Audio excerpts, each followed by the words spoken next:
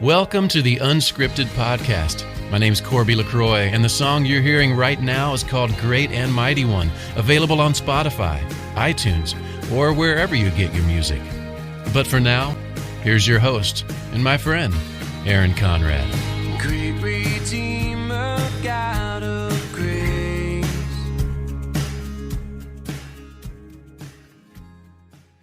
All right, everybody, welcome back to Unscripted from my studios in Columbus, Ohio, powered by the Spot Athletics. I am so looking forward to today's interview. KT is my guest. KT, can you introduce yourself and we will go from there?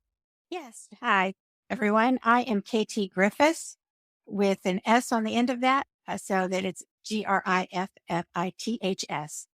And I wrote a book, and it's called, like, put your finger up to your mouth and do the sound, Shhh Mental Illness, the Silent Disease, a Mother's Heart. I love it. And this is going to be a really interesting conversation today. But before we get to the book, you've lived a life. There was a lot happening before you got to the book. Is that correct? Yes. I have 6 children. So I would say that my youngest is the one that some of these stories are from. So, leading up to these stories, I've had a whole life full of wonderful children and a family. You were in high fashion and modeling for a while. You were assisting in wardrobe and prop for numerous films. Yes. I've got the bio in front of me, Yes. so it's a cheat sheet a That's bit, okay. but there's a lot of things that happened. Yes. I think the modeling part was short-lived. It just wasn't for me. I didn't like the attention. I did have some very nice opportunities, and I can tell you one quick little story. Sure. I was invited to be in a Sears catalog, so that takes you way back, right? But I was invited to be in a Sears catalog, and I was supposed to meet the photographer and the girls and everybody that was going to be in the shoot. So I was in Miami, and it was going to be up in Hialeah, and I drove right past Hialeah, ended up in West Palm Beach before I realized that I missed my turn. And it was a good thing I left a little early. So by the time I got turned around and got back down there, I was like 15 minutes late, but too late to be a part of the shoot. And I just look at that in my past and go, God had a plan, and it wasn't meant for me to go into that any further. So that was kind of my straw. Is that right? Yeah. I love the Sears catalog. It used to see Sears and JCPenney. Yes. Right. were my 2 favorite catalogs growing up. Most people, some of the younger crowd doesn't even know what we're talking about right That's now. right. That's right. So they would look at But Instagram or other things that have That's fashion in right. it. Yes. Yeah, I'm tracking with you, though. I absolutely am tracking with you. So, so God had other plans, and grandmother of 11, is that correct? That's correct. Yes. Wow, what is it like to be the grandmother of 11? I don't know. I take every day as it comes. We've just invited 2 new babies this year into our family, and it's just wonderful. Yeah. They're That's very amazing. Very busy. I can imagine. I imagine there's not a lot of downtime. You're probably heading to sports events and school. This morning I was at a school program for my daughter, and my in-laws were there busy. supporting their granddaughter. That's So right. I imagine there's a lot of that. Well, mine are pretty young, so we haven't got into the full-blown activities yet. So that will be coming down the road, I'm sure. Yes. All right. Well, thank you for taking the audience through a little bit more about you. I was so attracted to the book and this topic because I have had the belief since the pandemic started, my number one fear, and this is no disrespect to those that lost their lives. Yeah. And I'm not even being political about masks and, boosters and shots and all. I'm not even here for that. What I was always most worried about, I guess it's being a dad, was the mental health of our kids, Right. because this was something that adults couldn't even figure out. And I was so worried. And I think we're already starting to see the ripple effects of the shutdown and all those things. True. Let's just start with the word depression. Before the pandemic, let's go back to when my child was in middle school.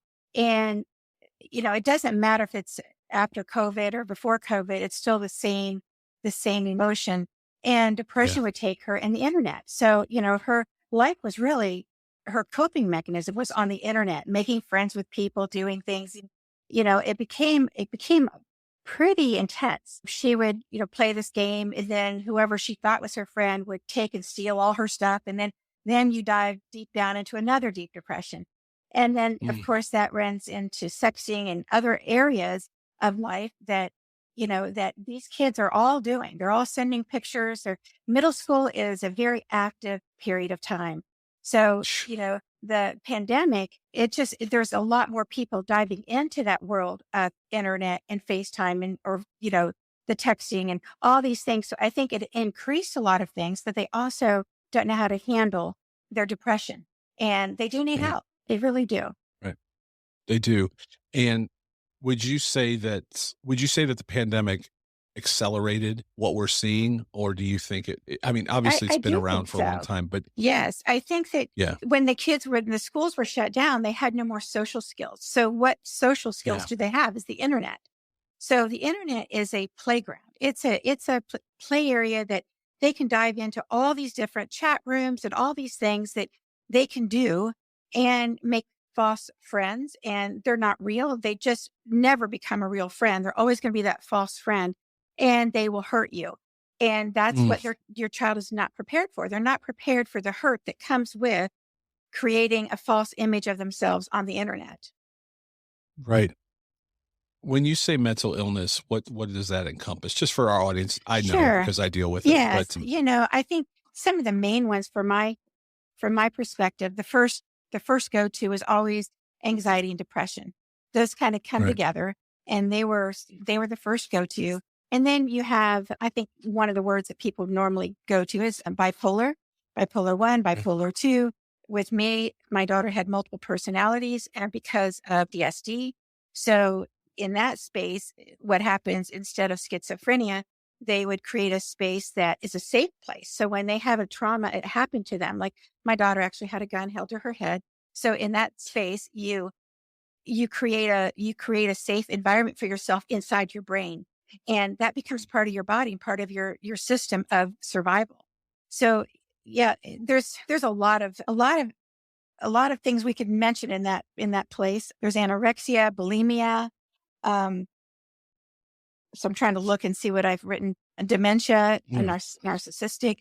There's just a lot, and cutting. Cutting. Thank you for mentioning that. That is huge. And that is one of the first signs in middle school also. And honestly, when that came up and flared up in my daughter, I didn't know it. She had threatened suicide. So I took her to the doctor, and he sent her to behavioral health, and they did a screening on her. And of course, I had no idea any of this was going on. I had taken her to the hospital because there was a cut on her knee, and I just thought she had cut herself shaving. That's what we would normally think, right? But when they diagnosed her in the behavioral health, they said that it was paper, that she is cutting herself with paper. So they exposed this to me, which I didn't know that this was going on, but she would get that paper razor sharp, and she would cut areas that I would never see. Wow. So, so they had me take her to a behavioral health, a clinic to do by dialectical behavior training. And that's what we did. We had to go as a family. So mom and dad's there, the child's in another room. They're getting information and coping skills. We're getting coping skills of how to help us and how to help her. And it was interesting, but we completed that. And it doesn't always change anything. I think you learn from everything you go through, and you grab a little bit of everything as we walk through life. But for her, that's when she got into marijuana, and it just kind of went down from there. When the book itself says silent disease, right? And it is silent. Like a lot of times people have no idea what the person next to them is battling, or who they're tweeting at, or sending an Instagram, or, all the social media platforms. Right. They don't realize because it is silent. So what are some of the signs that you would recommend to people listening to maybe start looking for? You said there was a cut. Right. What I'm saying? That was one of the first ones. Let's go back to childhood early. Sure. Her room was always a disarray. Everything was everywhere. She went to school one morning, and I thought, well, I will clean this up for her. This will make her so happy. And I did. I had all the books put back on the bookshelf, and the clothes hung up. Bed was made. She walked in, big hugs. Oh, thank you, Mom. The whole thing. And I walked away, came back in about an hour. Every book was off on the floor. Every clothes was out of her closet. And she was sitting in the middle of a pile of stuff with scissors in her hand, cutting out tags on her clothes. And I walked in, and I kind of stood there, and I'm like, wow, what happened? And she said, I like to, I like to feel like I have to find some. And I'm like, Mm. okay, interesting. So I knew right then there was more things deeper than what was explored all over the floor here. So I took her, we sat her on the bed and I said, well, why don't you tell me about that? How do you feel? And we went in through some things and she never has exposed the original item that probably caused a lot of this, but it was with some Right. neighborhood boys, little boys, not big boys, but different children can address things differently. For her, it made a big indent into her spirit. So her Yeah. spirit was wounded at a very young age. And at that time, they become like children and they don't mature past the part where they were influenced of a sexual act or something that happened to them as a child. So they kind of get stuck. So she had baby talk for quite a while. I actually talked to the teacher. We had a signal. I put a sticker on her desk of a little smiley face. And when she was talking in her baby talk, the teacher would just walk up and touch that little smiley face and she would know right away, change my voice. So we had to work through some things to kind of help her mature and not get so stuck in that place that she was going to get bullied and people reject her. So we've had a long journey.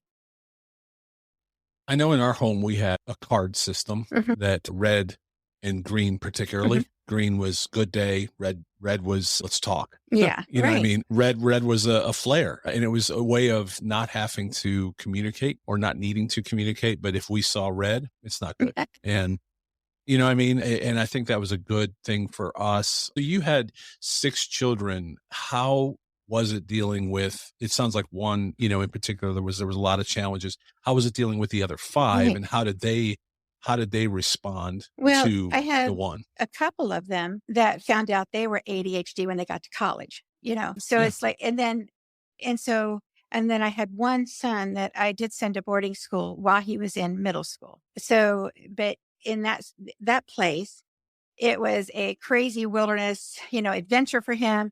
But there was a guy there, one of the counselors that he really liked. And that man made a difference in my son. So it's relationships that change people. So you may not be happy with the program that you send your child to, but just pray that you have somebody there that could relate and speak into your child that will make a difference because they will hold on to that part. And that my son actually came to the Lord in that space Wow. at that camp. And so I'm very thankful for that. It did change his life. I think too, it's important. Teachers, I don't know. I know this is changing now as the climate has changed, but a lot of teachers didn't sign up to be called to do or recognize or see what they're doing. They taught, they went to school to teach math or phys ed or history. That was their passion. And now they are needing to be aware and see a lot of things. And at times maybe even step in because maybe that's not happening at home. Teachers are called into a lot of service. I want to say that, but then I also want to say that there are amazing people out there who have been called into this service. Nationwide Children's Hospital here locally in Columbus, Ohio, incredible with, in particular, an eating disorder, and I'm sure many other things, but there are amazing people doing amazing work in this space. And I'm thankful that we're aware of it now, at least, where before we wouldn't talk about it. That's right. Yes, I think a lot of teachers have quit being teachers, but we're really thankful for the ones. Let's just say special needs children. Right. There's so many special needs, and I have a grandson that is a special needs child, and you just are so thankful for people that have that kind of patience to walk through life with these children, and they are so loving. Our children are very sensitive. The ones that actually have the mental disorders, they're super sensitive children, and so they carry everything. They feel for you. They have empathy for others. I mean, they have such good qualities, but when you're in the middle of the heat of a battle, it's really hard. It's really hard to let go of your emotions and let them express their emotions without getting tangled into that. Yeah, it's interesting to see. I had another mom tell me that the teacher was kind of hard on her little son because he was sitting there and is getting all worked up, and really he just wanted his shoes tied, So we can react to things. This child is acting up. Why isn't this child doing this? And he just really needed help tying his shoe. So, there's little things that we have to just be patient with. And usually, special ed teachers are so patient. They're wonderful and they're very encouraging at the same time. So we're very thankful for that. It's certainly a calling. You know, I mean, my wife works in that area as well. Mhm. And she has a heart and a grace that I don't, I mean, she puts up with me, It's a good thing. but no, that's a good, no, but she's amazing in that space and how, some of us would get frustrated. Some of us would get Right. mad. We don't understand. And they just have a grace and a peace about them that I think also helps the individuals that they're working with when they, to your point, I think a lot of are empaths. Mhm. I'm an Mhm. empath. And so I get Right. that. And I think when they receive or feel, not necessarily physical, Right. but feel that, I don't even want to use the word energy. That sounds weird, but you know Right, what I I mean? They understand, just, sure. they identify, they identify that this person truly cares. And that's why they're near them. Right. That helps. It really helps. What are some of the joys that you found? Well, they're hard.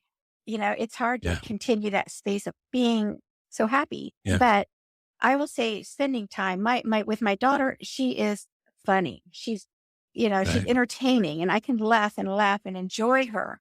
I love her making up silly songs and car rides because in long car rides, there's a lot of communication that goes on there, or I can just listen to her sing to the radio. I just love having just one-on-one time with her watching her dance and in her little ballet things, at one time, just little things like that. Graduation was huge. That was a big hurdle Yeah. to get over. She did graduate high school, and that's a whole nother story about codependency and moving, a lot of details there, but I'll go into that just a little bit for you. Sure. It was when she had her anxiety and depression, her body would just basically shut down and every fiber on her would be, the touch would be heightened. So she goes, "Mom, touch my forehead or hurt my arm." And I would touch her lightly, but it was like Yeah. a bomb going off to her. It was so painful for just a lightest touch. And, Right. that was really hard for me because it was really hard to not be able to help her and, to get through those very deep depression. She would also wake up into a sleeping trance. And that was, Wow. so she was awake. She was able to communicate with me, but she really wasn't awake. And I didn't understand that either. But the doctor said that was a side effect of depression. And she had very deep depression. So I would say she's a little bit on the extreme side and in all the things that I've walked through, but I have learned a lot from it. But Yeah. she did go ahead and graduate, which was a huge thing for her and for me. And people say, That's "Let's amazing. say I graduated for her." And I'm like, no, she did the test. She did the work. She did it. Right. Yeah. Right. So you almost find too, I think that, you can't look for the home run pass. I know I just mixed two sports in one, Oh, but that's okay. you can't look for the long pass. You have to look for gaining 1 yard at a time. It You is. It is. celebrate It's those 2 1 yards. Yeah. 2 steps forward, 1 back. And then you live in grace. Right. Grace has to cover a multitude of things that you think that your child should know and be able to fix by now because you've already told her to fix it or you told him to fix Right. it and they don't. So that grace period is really long for a parent to learn how to walk in that Yeah. grace place. Yeah. There was so many times where it was so frustrating. And then there was times where it was just doubly painful, like I don't even know if I could do what I'm asking my child to do right now, but this child has to do this to get better, Right. to come out of this. You know what I mean? Did you have days like that? Oh, yes. Many, many.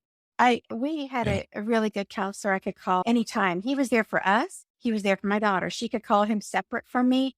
I could call him. My husband could call him. He was a wonderful help to walk through that part of our life. And then, life, we've grown up a little bit past the beginning part of mental illness. But I will say that she's very much in the middle of it. This hasn't changed for her. I think in my place, I have learned to let go more and know Yeah. that she has to do some things and figure it out.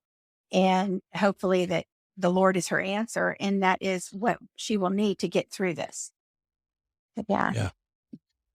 The word self-care Mhm. is thrown around a lot. I think it's important probably not only for the individual, but also for the parent of that child to also somehow in the midst of, in your case, 6 children, find time for self-care because if not, you're going to burn out as well. Is that true?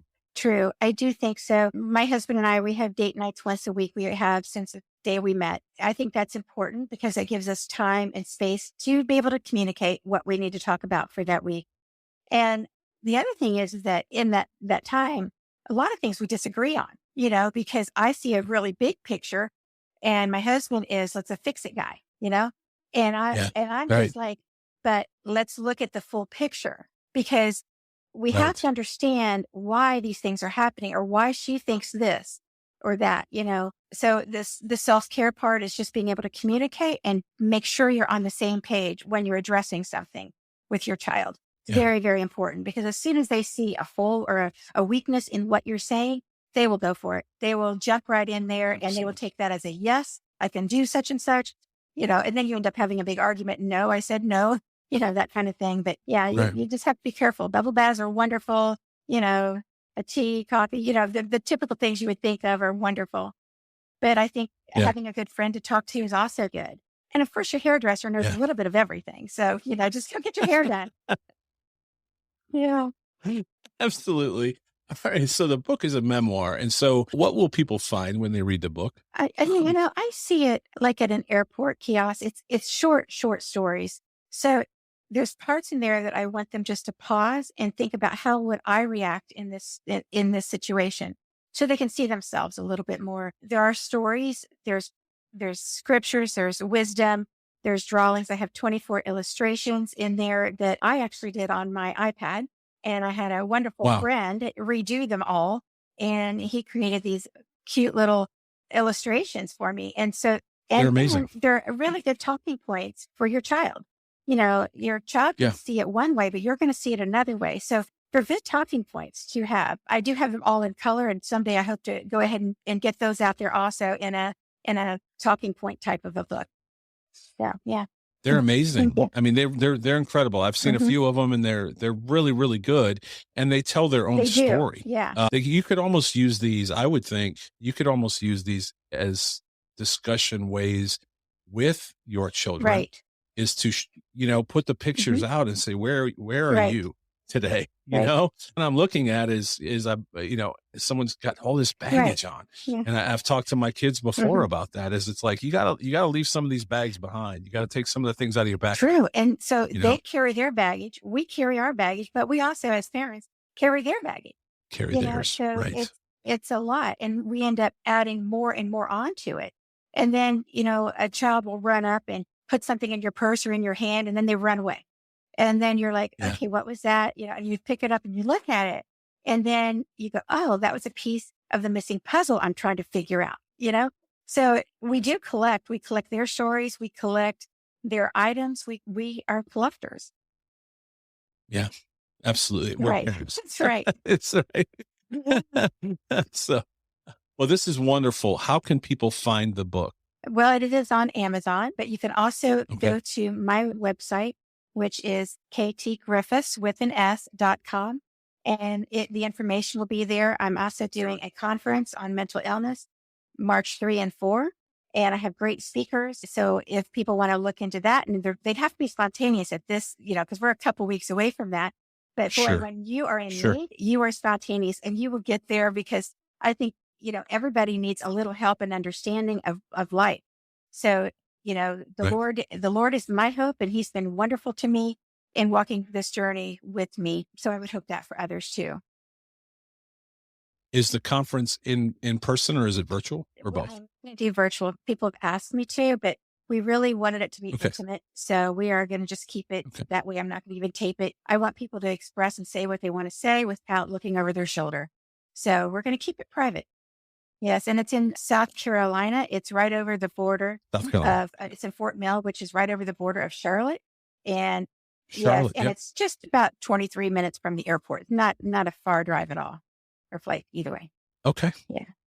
And that's March 3rd and Right. 4th, and they need to register right away. Yes. Because is it filling up? Do you have I have space space, available yes. currently? We're good. Okay. Good. Okay. Well, that would be incredible. And I think when parents are in situations like that, and we really will take any lifeline at that point that we know or hope will Right. help, because I don't know that, I think we're all still learning a We lot are, about yeah. this, and we struggle enough when it's Mhm. ourselves, but we're for parents, we're kind of able to at least kind of muddle our way through it. When it's our kids, it's a lot different because sometimes we don't know exactly what's going on, and they're not always quick to communicate because they can't communicate it. I do highly recommend a good counseling, even starting at the age of 5, younger, Sure, because it's not like they have to have a problem they're addressing, but it gives them an idea that they know they can talk to somebody else, which is wonderful because you don't have to be the only answer for them. And sometimes it's really helpful for them to be able to express themselves to somebody else in a safe place. So I do highly recommend that. And a psychiatrist with the medicine part, I also think that is a needed area, but it's not a permanent area. It doesn't have to be permanent. It's a stabilization of whatever you need at the time to get you to a stabilized place so that you can move on and be free of meds. So, I think a lot of people judge us parents for doing the things we've done, and they're helpful things. They're not harmful things, but other people don't understand that. And let's just talk about the hospitals also, don't be afraid to call 911. Do not be afraid to put your child in the psych ward, which sounds horrible. Who wants to do that, right? Of like how shameful, guilt-ridden parents we are to have to do this to our child. But it could save their life, literally could save their life. So these are all things, it gives the child a space to be able to think and be away from everything, all the circumstances that they're dealing with. So it gives them a few days to have that time. So, look at the avenues that are there. The hospital also has areas that they type out and can hand you of the helps in your area, which is also very helpful. Right. Yeah, we've learned a lot. And to your point, I don't think it's for any of us to judge what goes on under somebody else's roof. And especially when it comes to trying to help their child, as long as they're not harming them. And I don't think any of us are here to harm our children, right? But I think it's easy for us to sit in our house and, look at certain things and make assumptions when if you've not been there, you have no idea how difficult it is and how much parents are just trying to navigate and do their very best because they want the best for the child. And as you said, if it's medicine that just pauses everything for a minute, or at least makes it slow down and stops the noise, a moment of clarity or whatever it might be. And again, that's within obviously the health of the child, but I think that's why we need, professionals that can help us too. And I'm so thankful for your time. I'm really thankful for the book. I hope, has it gone well? Has it been received well? I haven't checked with my publisher. I need to check in and see. I'm hoping that people are receiving it well. I do think it's needed, definitely needed for parents, especially people that don't understand the mental illness. I've had 2 people come up to me. One person has a child that is like our children over here. And she came up to me in tears and she goes, "Oh, you're the author." And I said, "Yes." And she's just like, "It was really hard for me to get through because I could relate to so many pages in this book." Sure. And then I had another person that didn't quite understand the mental illness side. And she goes, "Wow, I will never look at another parent that's going through this the same way." So I do think it's helpful. And my daughter did give me permission for the things that I have shared in the book. So we're clear there. And even though I'm not using her name, I just let you know that it's a good thing. And she wants other people to have help also, even though she can't pull herself out of the deep hole that she's in right now. Not now, but her story is going to change lives. And that's one of those, 1, 2, or 3 yards down the field, kind of a celebration, or as you said, steps. Those are big steps. When they can then go and share those with others, it helps, I think, understand why they're going through it in the first place. So incredible. The book, again, is Shhh Mental Illness, The Silent Disease, and it's available on Amazon and also at your website, KT Griffiths with an S as in Sam.com. Yes. Thank you. Awesome.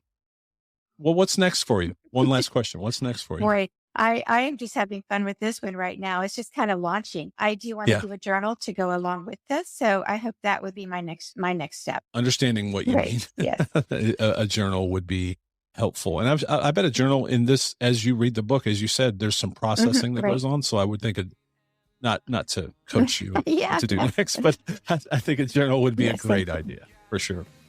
Well, your time today has been wonderful. Thank you for sharing with our audience. I hope that this helps someone, and I certainly hope the book continues to help many people. And my prayers to your entire family and especially for your daughter as she continues to just find her way. Thanks for joining us for another episode of the Unscripted Podcast with your host, Aaron Conrad. Make sure to like, share, follow, and review on your favorite podcast platforms.